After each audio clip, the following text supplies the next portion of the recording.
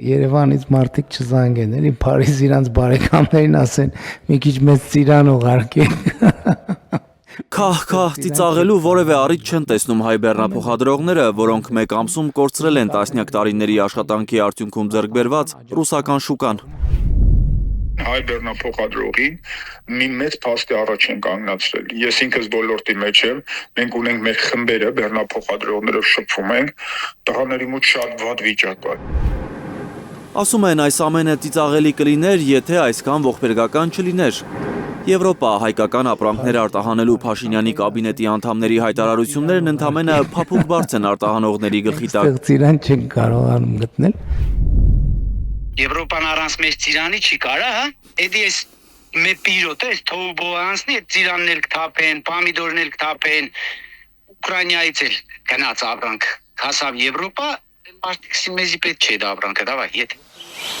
Հիմա երբ ռուսական շուկան գրեթե փակ է հայկական ապրանքների համար, Հայաստանի կառավարությունը որոշել է սուբսիդիաներ տալ արտահանողներին, որպեսզի իրենց արտադրանքը եվրոպական կամ այլ շուկաներ հասցնեն։ Հունիս ամսվա ընթացքում արտահանում իրականացնող տնտեսվարողներին տրամադրել փոխհատուցում հետևյալ չափով՝ ծիրանի 1 կիլոգրամի համար 200 դրամ, սալորի, դեղցի և նեկտարինի յուրաքանչյուր 1 կիլոգրամի համար 250 դրամ։ Հիմնականում Ռուսաստան բեռնափոխադրում անողները, որ 20 օրից ավելի է հարկադիր պարապուրդի են մատնված, ասում են ապշած են գործադիրի այս որոշումից։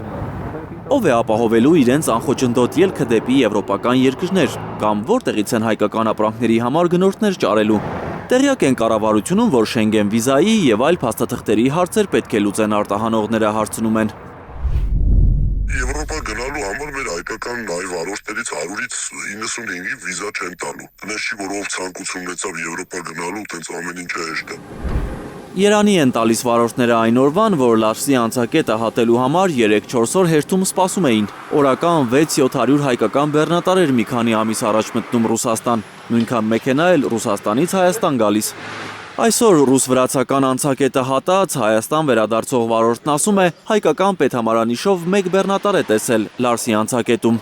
Չտեսնված բան է, կեցցե Հայաստանի կառավարությունը հեգնում է։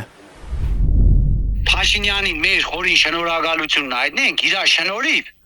էլ երտեր, բաներ չկա, գոյություն չունի երտ, այսինքն ավտո չի գալի, որ երտ գոյանա, վсё, սահմանը փակվավ, ապրանք չի գալիս, ավտոները չի մաշվելու, չենք աշխատելու, ավտոները հետալու են կայնեն, իրա շնորհիվ էլ երտ չկա, ինքը հասավ իրա նպատակին։ Վարորդների խոսքով դաժան օրերն առջևում են, արդեն դժվար է նաև Ռուսաստանից Հայաստան բեռներ տեղափոխելը։